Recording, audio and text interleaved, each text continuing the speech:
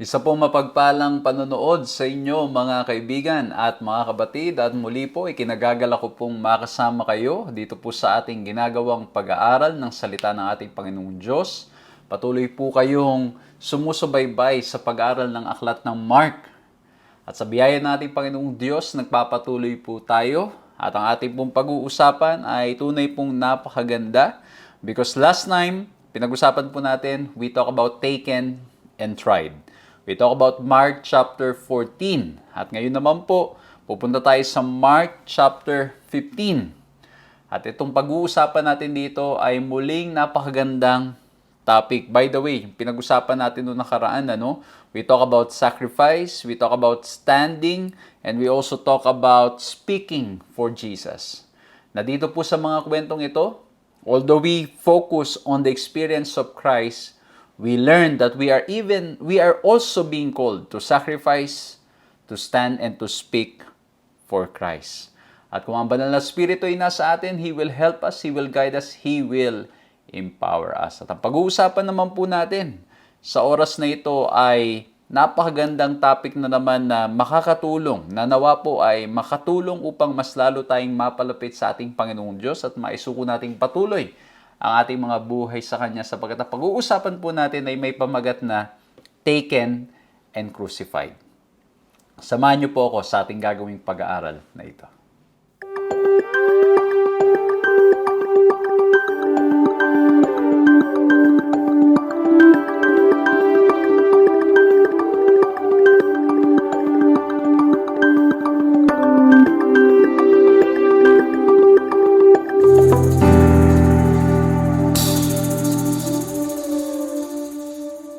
Ako po si Pastor John Alexis Mercado at patuloy po kayong sumusubaybay sa paglilingkod na pinagkakalob sa inyo ng 3 Points Ministries na napapanood din naman sa Hope Channel Philippines.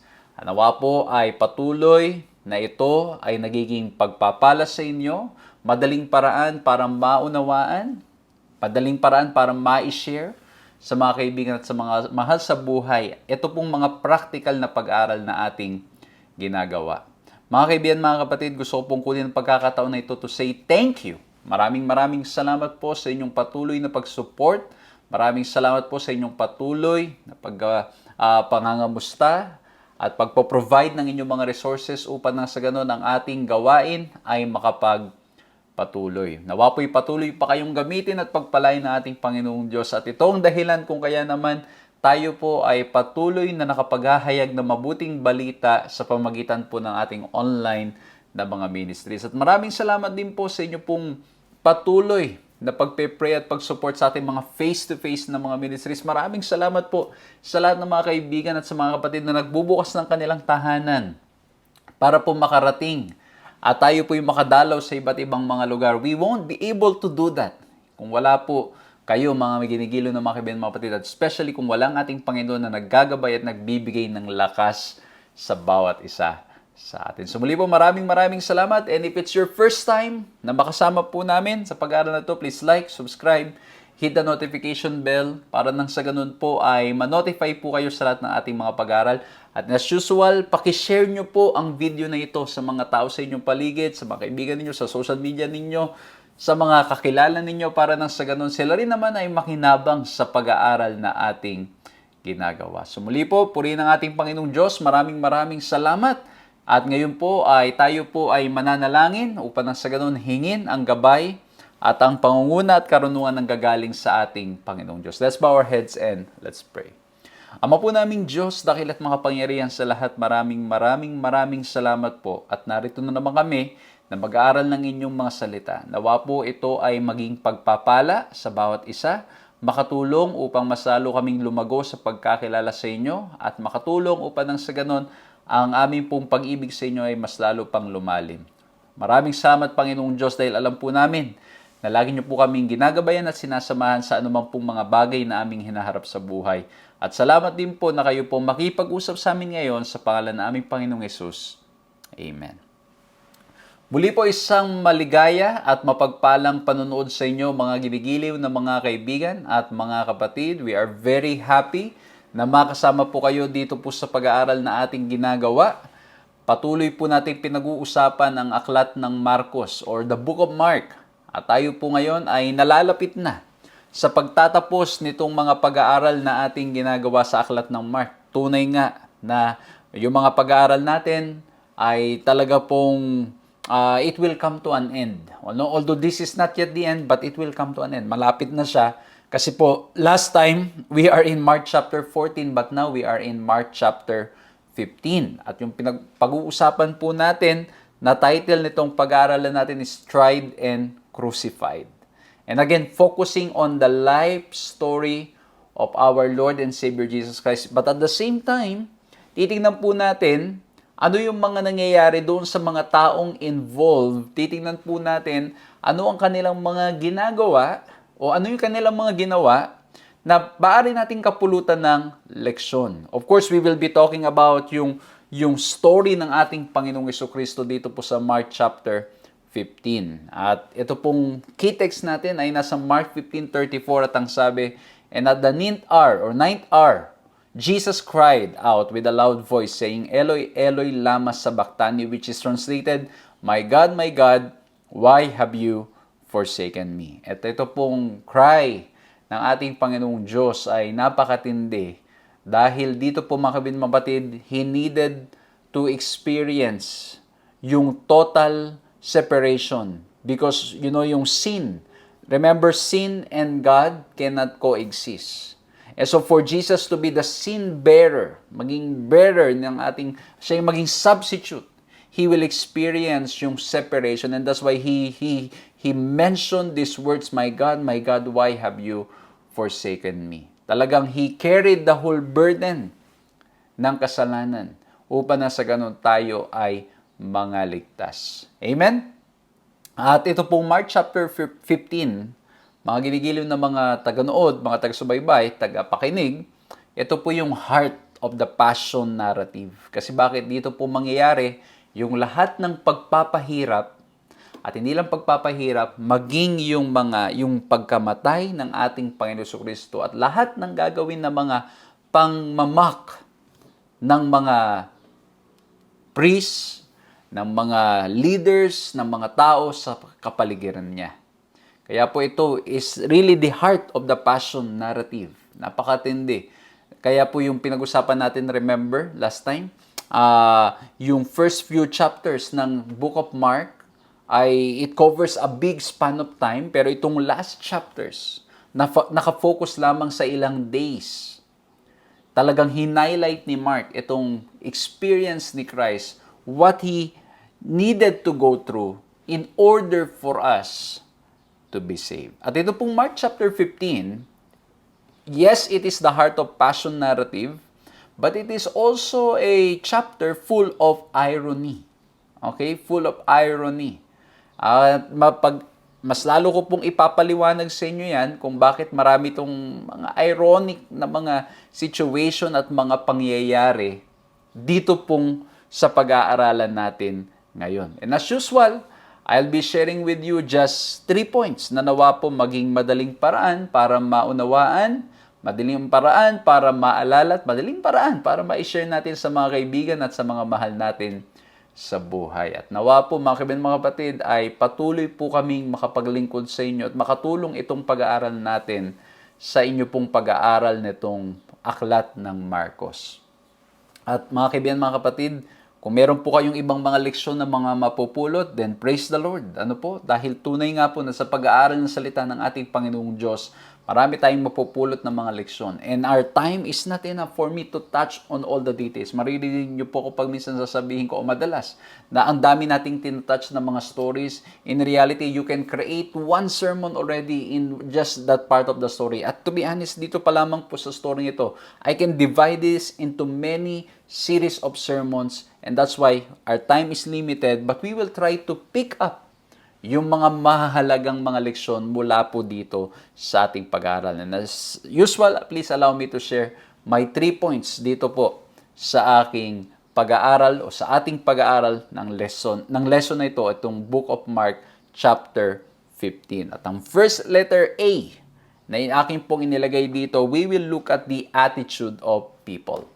titingnan po natin ano ang naging attitude ng mga tao, especially during this time that Jesus is being tried and also about to be crucified.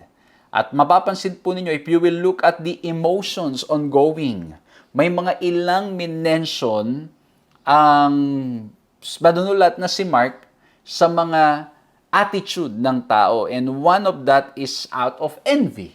Okay? Ito yung reason kung bakit itong mga scribes, mga priests, mga elders, mga Pharisees, they were ready to bring Jesus. Again, establish natin yan nung mga nakaraan. Kung na-miss nyo po, pwede nyo pong balikan.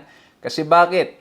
Yung honor, they want it for them. Pero ang nangyari, all the honor and glory napupunta sa ating Panginoon Kristo because every question that they are throwing, nasasagot ng mabuti ng ating Panginoon Kristo at wala silang maisagot doon sa tinatanong sa kanila ng ating Panginoon Kristo. And that's why it's out of envy. At dito rin po sa pag-aaral natin ito, may mga tao makikita natin that they are ignorant. They don't know what they are doing. But there are also people who are faithful. At pag-uusapan po natin yan completely sa pag-aaral natin. But let's begin with verse 1 and 2. At ang sabi po dito sa Mark chapter 15, as soon as it was morning, the chief priests held a consultation with the elders and scribes and the whole council, and they bound Jesus and led him away and delivered him over to Pilate. And Pilate asked him, "Are you the king of the Jews?" And he answered him, "You have said so." Okay. Tandaan niyo po, doon sa previous study natin, ginagawa ng paraan ng mga chief priests, ng mga elders to find a mistake. Kaya meron sila mga binayaran na mga magkikwento ng mga hindi totoo. O kaya imimiscope nila yung mga sinabi ni Jesus Christ while He's teaching in the temple, while He's teaching somewhere, para lang nang sa ganon matrap. At hindi lang sa matrap, kundi mapahiya at mapatunayang tunay ngang siya ang ating Panginoon Kristo is committing blasphemy. Kaya po, yung tanong na are you the king of the Jews, this is the reason why they are bringing Jesus to Pilate. Remember, yung term po na Messiah, anointed one. In the Old Testament time, basahin natin in the Old Testament times, Israel anointed its kings. So it is not hard to see how the term Messiah, anointed one, could be twisted into claiming homage as a king in competition with the emperor. Tandaan niyo po, ang Roman Empire, ang kanila pong ayaw nila ng meron na magkiklaim that he or she is king. Kasi bakit po? That would mean war. That would mean that he wants to overthrow the kingdom of Rome. Kaya dinala nila si Jesus kay Pilate with the claim na ang ating Panginoon Kristo is claiming to be king of the Jews. At ito yung irony. Kasi in reality, he is the king. Okay? Pero yung question, are you the king? They are bringing them. Kumbaga, itong mga priests and scribes and all of them, they're bringing Jesus with the accusation that he's claiming to be king and the Messiah when in reality, it's true. Okay? Kaya po ito, yung charge brought before the Sanhedrin was blasphemy kay Jesus Christ kasi he claims daw to be God. While the charge brought before the governor was sedition, which would lead to death. Pero ang ganda, kasi yung ating Panginoon Kristo, yung sagot niya na, you have said so. Sinabi mo. Hindi niya kiniklaim, hindi niya rin tinatanggi. Okay? But in reality, he is really the king and the Messiah of not just the Jews, but of everybody. But he's a different kind of king. Hindi katulad ng mga kings na meron na sila nung panahon nila. Kaya po, di ba, remember, Jesus Christ would always teach His disciples about the kingdom of God, and they could not understand because their concept of the kingdom is about riches, winning wars. Pero yung concept ni Jesus Christ ng kingdom is the kingdom of grace, the kingdom of love, the kingdom of forgiveness. And so we can see here the irony. Ang ginagawa ng mga priests, ng mga elders, mga scribes, sabi nila si Jesus Christ, is committing blasphemy and sedition. When in reality, He is the King and He is the Messiah. Kaya po yung attitude ng mga tao dito, and later on makikita po ninyo na itong si Pilate, he will see na itong mga leaders ay dinadala lamang si Jesus Christ because he found Jesus to be innocent. But the point that I want to pick up here, since Jesus is really the King and the Messiah, the question is, sa ating mga mananampalataya ngayon, is He really the King and the Messiah of our lives? Is He the King and the Savior of our life? Because if He is our Savior, we acknowledge that we cannot do it on our own. We acknowledge that it is only through His grace why we are here. Kung siya ang ating tagapagligtas. And if He is our King, we acknowledge that whatever He says, we will follow. Whatever He says, we will do. The big question, as we are starting this wonderful study, ito pong the heart of the passion narrative, yung lesson full of irony, is He really the King and the Messiah, the Savior of our lives? Or, we could be claiming that He's our King, but we're not willing to follow Him. We could be claiming that He's our Savior, but we're still too busy saving ourselves. Okay? Tinitignan pa rin natin na yung ating mga sariling mga pamamaraan at gawa ang makapagliligtas sa atin, hindi ang ating Panginoon Jesucristo. So, mga kaibigan, mga kapatid, it's easy to claim. It's easy to say that He is our King and our Messiah. But the question is, nakikita ba ito sa ating mga buhay? Because if He is our Savior, wala tayong may pagmamalaki. Yung ating mga paggawa, pagkilos is simply the result of His grace and His love for all of us. We acknowledge we cannot save ourselves. And if He is our King, if He tells us, do this, we will do it. Okay? So, yan po ang magandang point of reflection dito, no? With the attitude of the people that they are not willing to follow. They're not willing to submit themselves. They're not willing to be saved. And yung susunod po natin, it was because of envy that they are doing this. Ito mga leaders during that time. And that's why when you go to Mark 15, verse 6, you will see yung ating pong yung custom ni Pilate na ginagawa niya na nagre-release siya ng prisoners. Kaya ang sabi niya sa verse 9, pakinggan niyo mabuti ito ha. And He answered them saying, do you want me to release for you the King of the Jews? For He perceived that it was out of envy that the chief priests had delivered Him up. Imagine, ang pinili niya na itutumba sa ating Panginoon Jesucristo ay yung isa sa mga tinuturing na notorious na criminal during that time. At ang sabi niya, do you want me to release the King of the Jews or Him? Marahil ang iniisip ni Pilate. Ang pipiliin nila si Jesus kasi He's very innocent compared to this criminal. Okay?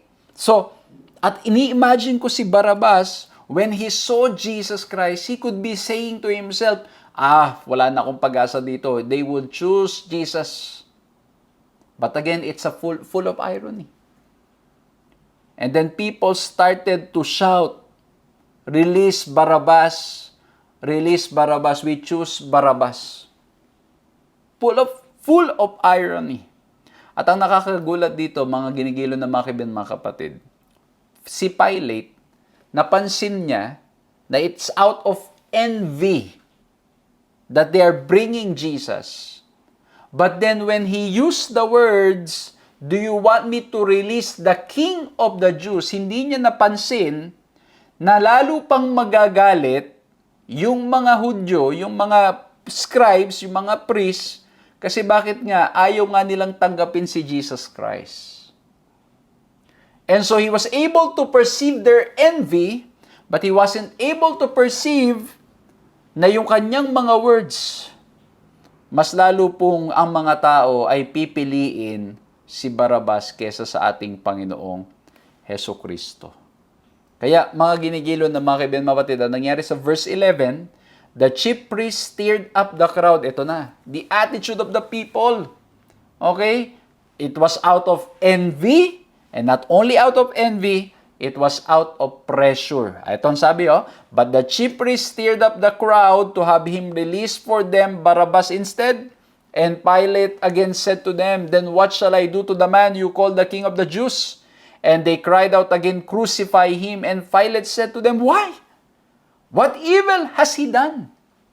But they shouted all the more, crucify him. So Pilate, wishing to satisfy the crowd, released for them Barabbas, and having scourged Jesus, he delivered them to be crucified. Mga kaibigan, mga batid, it was out of envy that the scribes, the priests, the chief priests brought Jesus, but at the same time, nung nagsisigawan na yung mga chief priests at kinikumbinsi yung mga tao, it was out of pressure that people were shouting, crucify him, and at the same time, Pilate, because he wanted to satisfy the crowd, he released for them Barabbas instead of Jesus. Ito magandang point of reflection na naman ito. Kanina chinek natin. Is Jesus our Messiah? Is Jesus our King? And now the question is, are we operating or are we deciding because we are pressured or because we really want to do things? Kasi mapapansin nyo po dito ang nangyari. Yung mga tao, they were pressured to choose. I can imagine the crowd, the big crowd shouting, Barabbas. At maring may sumigaw doon ng Jesus. At nung sumigaw siya ng Jesus, nagtingin na yung mga tao. Tingin na lahat sa kanya. Nasa kanan niya, nasa kaliwa niya, nagtinginan sa kanya. Tapos tinignan siya masama. Ano ka mo? Jesus? And I can imagine some people might be, Jesus, Barabbas. Barabbas, alam mo yun, biglang bumalimbing. Because of the fear na sila ay magawa ng hindi maganda. Ng mga crowd na nagsisigawan for Jesus to be crucified. They could not stand their ground. They could not stand for Christ. They were pressured. And at the same time, Pilate, look at the attitude of Pilate. He knows that Jesus, he's innocent. But because the crowd was so huge and they were all shouting, he wants to satisfy them. He wants just to please them. Kaya kahit labag sa kanyang kalooban at alam niyang walang ginawang mali ang ating Panginoon Kristo, ay pinili pa rin niyang gawin ang sinasabi ng maraming tao. I hope and pray, brothers and sisters, sa lahat po ng mga sumusubaybay at nakikinig, nanonood sa TV, nakikinig sa radyo, ito pong pinag-aaralan natin ito. I hope that we will follow Jesus, even if all the people around us is doing otherwise. Even if the people around us, they're not willing to obey the Lord, I hope we will still be committed to following Jesus no matter what. I hope that we are not doing things just because we are pressured to do it.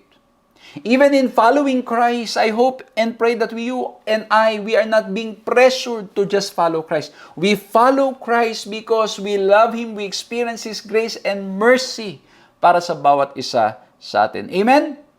Kaya po ang ganda ng pagkakasabi sa ating lesson, how painfully ironic that the pagan governor wanted to release the Messiah while the religious leaders wanted Him crucified. Kaya minsan ganito talaga yung mangyayari, magugulat ka. Minsan yung inaakala mong makakaunawa sila ang hindi nakakaunawa at yung hindi nakakaunawa, sila naman ang nakakaunawa.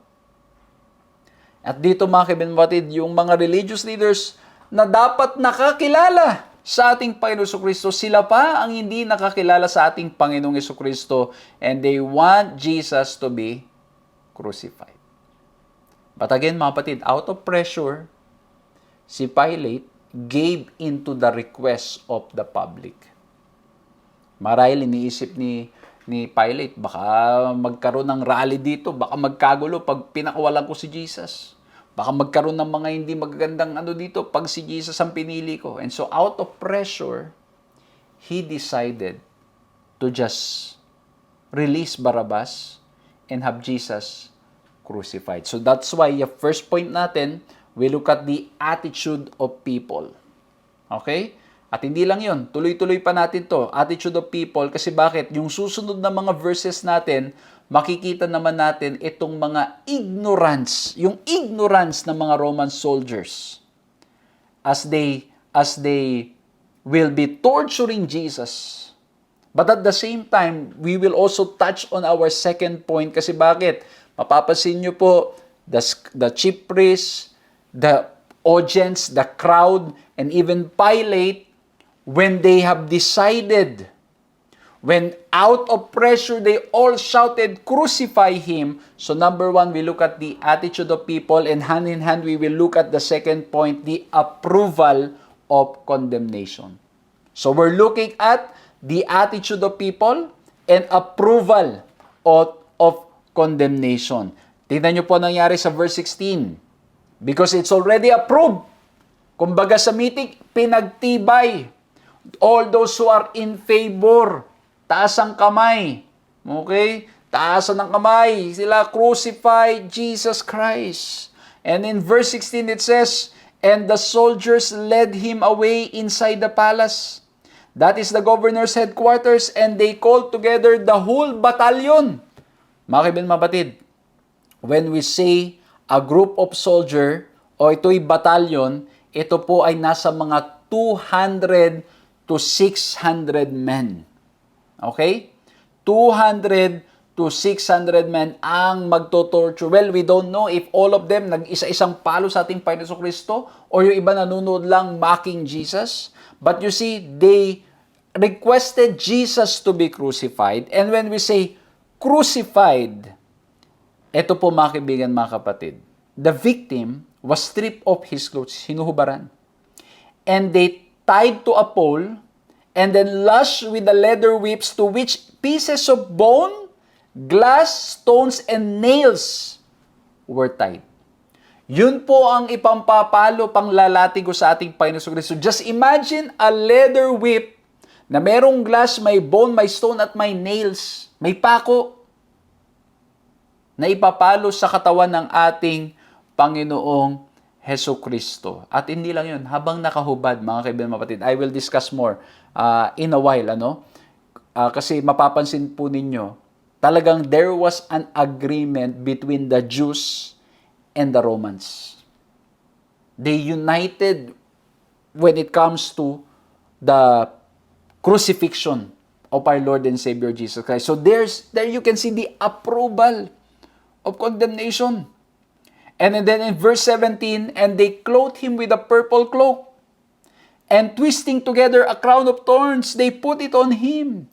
And they began to salute him, 'Hail, King of the Jews!' And they were striking his head with a reed, and spitting on him, and kneeling down in homage to him. And when they had mocked him, they stripped him off the purple cloak, and put his own clothes on him, and they led him out to crucify him." Mga kapatid, again, another ironic situation. Because in reality, as I've said, Jesus is the King of all kings, the Lord of lords, and they put him a purple cloak as a symbol of royalty, but in here, they are giving him a purple cloak so that they can mock him. They give him a crown, but not as a crown to respect him, but a crown to disrespect him. And not only that, they were shouting, "Hail, King of the Jews." And this is somehow similar when they are giving respect to the emperor.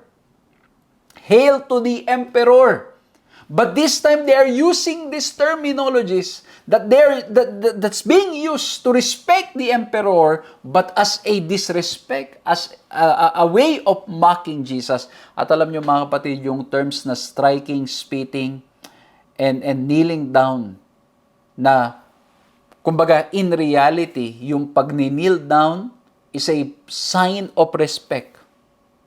Ito mga kapatid, pag chinek nyo po doon sa original construction ng Greek word, ibig sabihin ulit-ulit, hindi lang isang beses nilang ginawa, kundi ulit-ulit nilang ginagawa. Just imagine if 200 of the soldiers to 600 people will come striking his head, spitting on him, and then kneeling down as a sign of mockery instead of respecting him.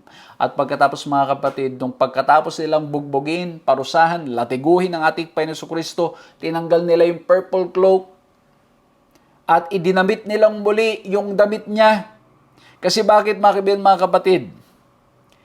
The typical pattern of Roman execution by crucifixion involved having the convicted person carry the cross naked to the place of execution. Pero dito, pinasuot muli yung kanyang damit. Nagpapakita ng agreement between the Jews and the Romans. Why? Because the Jews, they abhorred public nakedness. Ayaw nila yan. Bawal yan. And so, you can see the unity of this. Unity o yung pag-agreement between these two to punish and to crucify Jesus. And at the same time, as they have the approval of condemnation, I can just imagine, mga kapatid, mga kaibigan, these Roman soldiers, they're just really using this.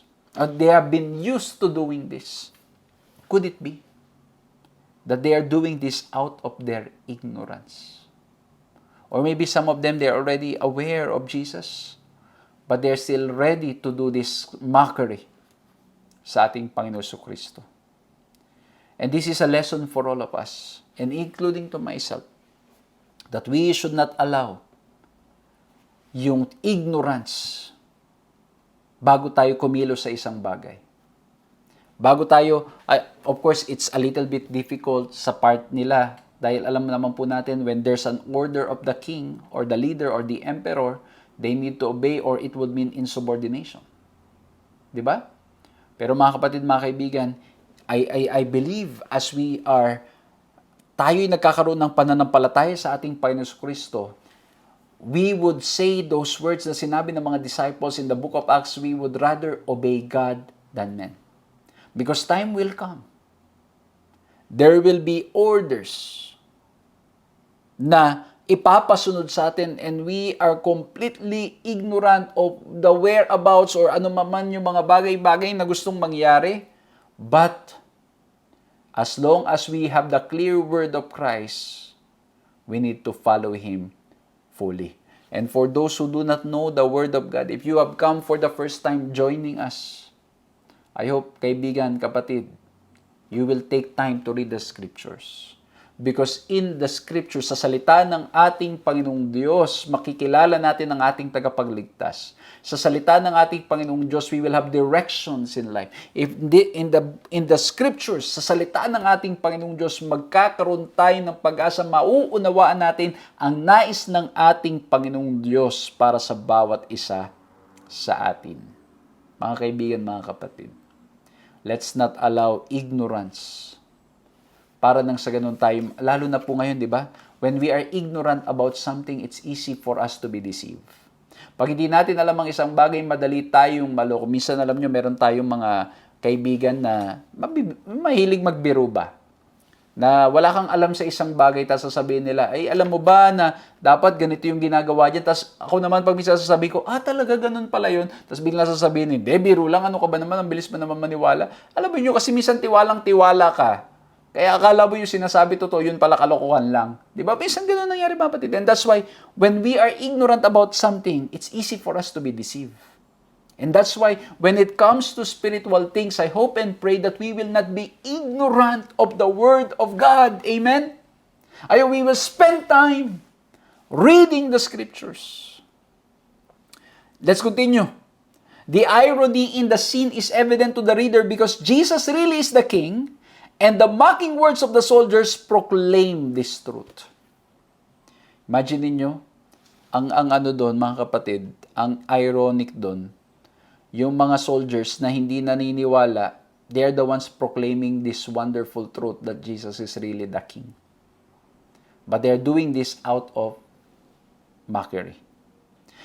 We continue reading in Mark 15:24 26, and it says, "And they crucified him, and divided his garments among them." Imagine ninyo, tingnan yung ginagawa nila. "Casting lots for them, and decide what each should take. And it was the third hour when they crucified him, and the inscription of the church against him read, 'The King of the Jews,' which is in reality true. But not just the King of the Jews, but the King of all kings." But again, mga kapatid, lahat ng ito na ginagawa ng mga soldiers, this is for mocking Jesus. And so there was the approval of condemnation that Jesus should be crucified. Pero alam niyo, mga kapatid, grabe, no? How the Lord works. It's very ironic. Kasi bakit po? Very ironic, and at the same time, yung ways ng Panginoon, we really cannot fathom the wisdom, the knowledge ng ating Panginoong Diyos. Kasi itong ginawa sa ating Panginoon Jesucristo, who would have thought that this will be the symbol of His suffering, will also be the way for us to have hope in this life. Yung ginawa sa ating Panginoon Jesucristo to destroy Him, to put Him to death, is also para nang sa ganun ng ating Panginoong Jesucristo, mabigyan tayo ng daan so that He can fulfill His calling and His sacrifice for all of us. At hindi lang dyan natapos yung pagmamak nila. Ang sabi sa Mark 15:31, mabigat itong term na to, He saved others, but He cannot save Himself. At yung Greek word dun sa save could mean save, heal, or rescued. So, He rescued others, He cannot rescue Himself. He healed others, but He cannot heal Himself. He saved others, but He cannot save Himself. Ito na naman, mga kapatid. By saying He saved others, ironically, they admit that He is the Savior. So, basahin natin ito. Ironically, they admit He is the Savior. The irony goes further. The reason He could not or would not save Himself was because at the cross, He was saving others. Grabe itong Mark 15, no? Very ironic yung mga situation. People were doing things that they don't understand. But at the same time, it's a message for us to always go back to the Scripture, to read the Word, and to see how God can use even the darkest moments of our lives to save us. Kaya po, in verse 34, Jesus shouted, "In the 9th hour, Jesus cried with a loud voice, 'Eloi, Eloi, lema sabachthani,' which means, 'My God, why have you forsaken me?'" At alam niyo po, pagbabasahin niyo pa itong patuloy, anong nangyari? Akala nila, he's calling Elijah. At yung iba, alam niyo mga kapatid, again, ironic. When they heard Jesus, "Eloi, Eloi, lama sabachthani," they thought He's calling Elijah. And I can imagine some of them fearing that Elijah might really come down. So imagine nyo, they are mocking Jesus, but at the same time, when Jesus said those words, "Eloi, Eloi, lama," although iba na ibig sabihin, iba lang pagkakarinig nila, I can imagine them being afraid na baka nga mamaya, totoo. Di ba? Alam niyo yung pag minsan, meron kang, kumbaga yung aso, minsan tatapang-tapangan ka, dumadaan ka, sabi mo, ginaganyan-ganyan ba yung aso? Natapang mo ano yung aso, ganun-ganun mo. Biglang nung tumahol-tahol at ginabol ka, takbo ka rin naman. Di ba? So, ang point, mga kapatid, this story is full of irony. But at the same time, it gives us hope. It shows us what Jesus has to go through in order for us to be saved. At tulad po na sinabi ko kanina, Jesus mentioned these words. My God, why have you forsaken me?" Kasi bakit, mapatid? He's feeling yung separation na ginagawa ng pagkakasala. Ng pagkakasalan natin. Hindi nagkasala ang ating Panginoon Jesucristo. Pero siya po naging substitution natin. And for Him to be our complete and perfect substitute, he's going through this experience. And so He felt it. The effect of sin, how it's separating us from the Lord. At ang ganda po nito, there was there seems to be a parallelism between the baptism and the cross. Okay? Kasi tingnan nyo po ha, sa Mark 1, 9 to 11 and Mark 15, 34 to 39. Okay? So sa Mark 1, 9 to 11, we have John baptizing Jesus. And then sa Mark 15:34, makikita po ninyo yung kumbaga baptism ni Jesus. Ha? Titingnan natin 'yan. If we will read Mark 10:38.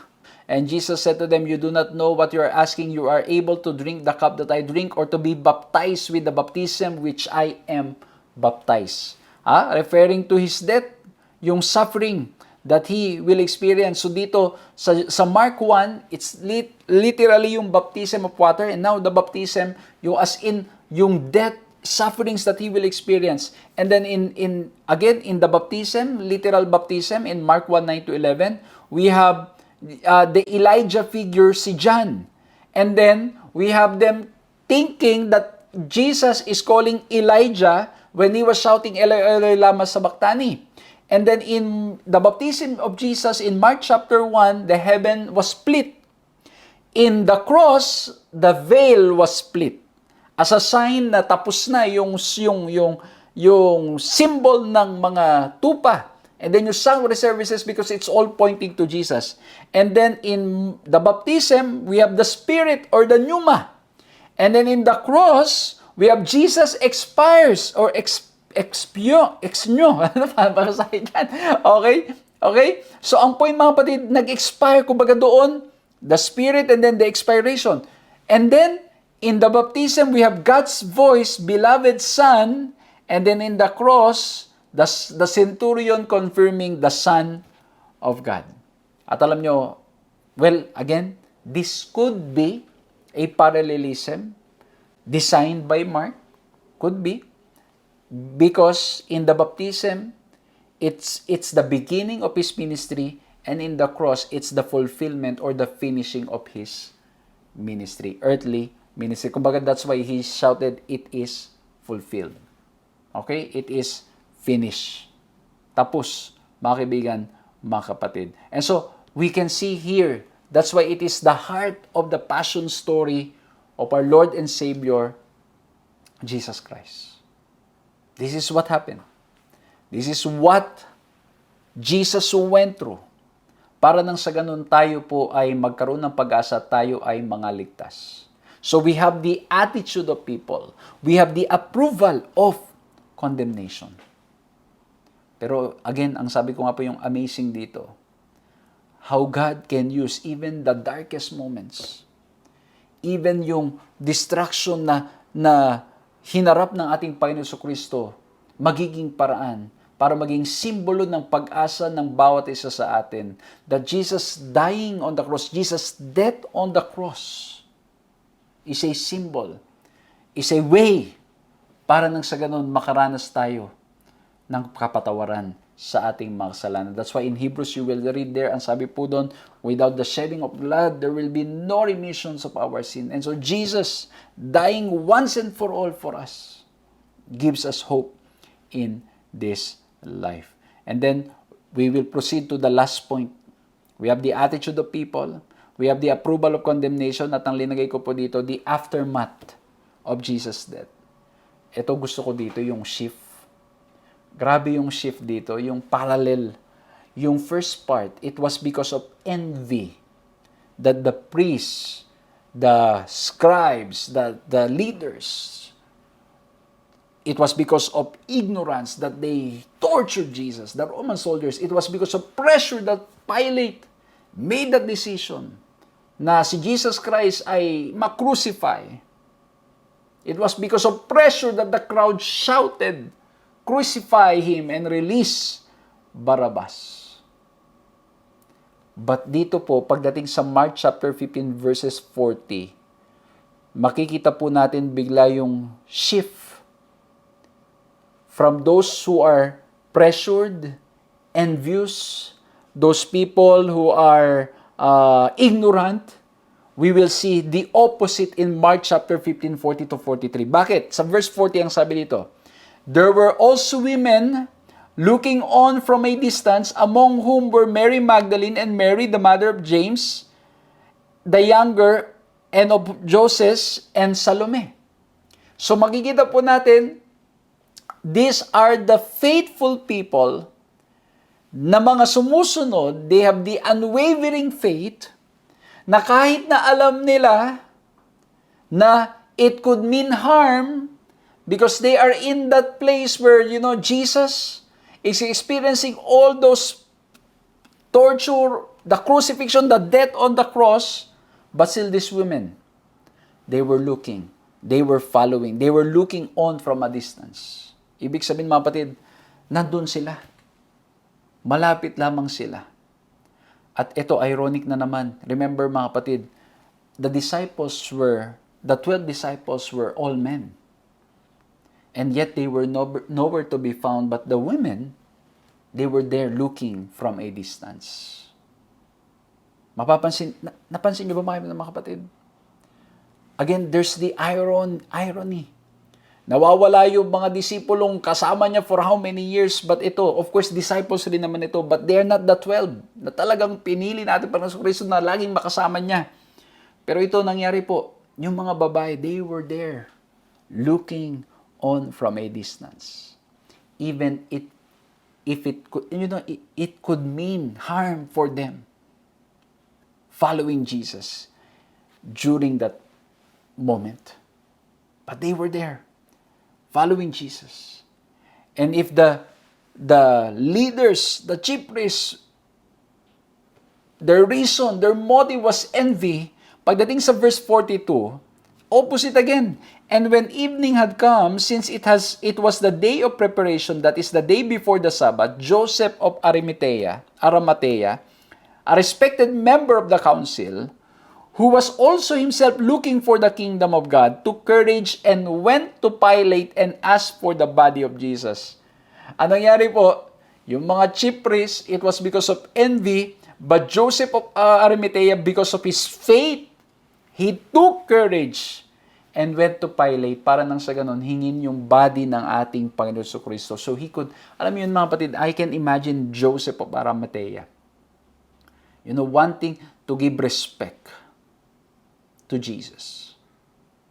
Na kahit man lang doon sa pagkatapos ng crucifixion, he could have the body and give a good burial site para sa ating Panginoong Hesukristo. Mga kapatid, ang isang pwede nating kuning leksyon dito, while all the others are pressured, it's because of envy, because of ignorance that they are doing things.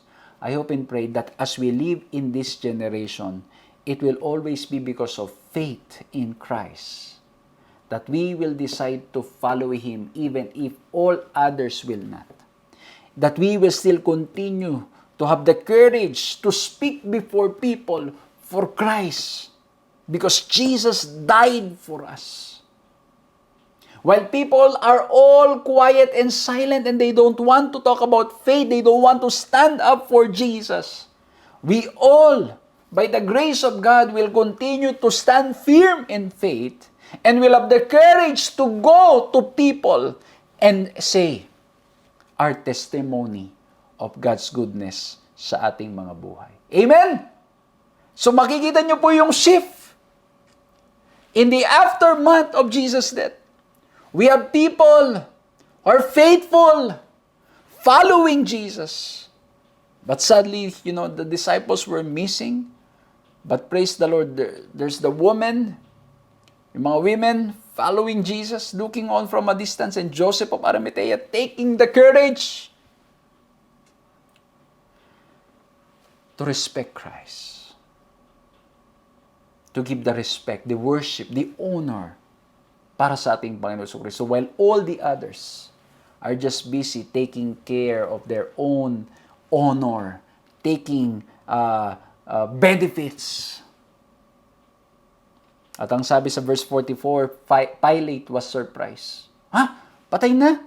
And so in verse 45, he ordered the centurion to confirm. At yun nga, na-confirm. At alam nyo, itong narrative na to is very important. Kasi bakit po? Later on, there will be claims naninakaw lang yung katawan ng ating Panginoon Jesucristo. At yung iba naman, hindi talaga namatay ang ating Panginoon Jesucristo. And so that's why in the record of Mark, it is to emphasize and make it clear that Jesus really died. And then yung susunod po nating pag-uusapan, yung pagka-resurrect ni Jesus, it's really, kumbaga nangyari talaga siya because marami ang mga nagdududa, even during the time of Jesus, about His resurrection.